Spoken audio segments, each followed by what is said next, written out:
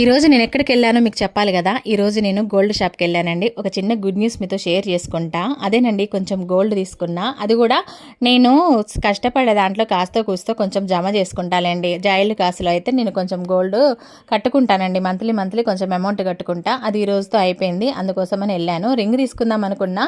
అయితే ఇంకా రింగ్ ఎందుకు లేని కాయిన్స్ అయితే తీసుకున్నా. ఏదైనా పెద్ద వస్తువు తీసుకున్నప్పుడు ఫ్యూచర్లో పనిచేస్తుందని 1,700,000 చిల్లర ఉందండి. తులం బంగారం అయితే ఏం కొంటాం చెప్పండి. అయితే మరి మెల్లో తాడు ఏమైందక్క అని అడుగుతారు. మెల్లో తాడు ఇంతకుముందు ఒకసారి తీసాను, గుర్తుందా మీకు? అయితే కొక్కేం లేచిందండి. అది చేయించుకొని 7 సంవత్సరాలు అయింది. అది కూడా జాయిల్ కాస్ట్లోనే తీసుకున్నా.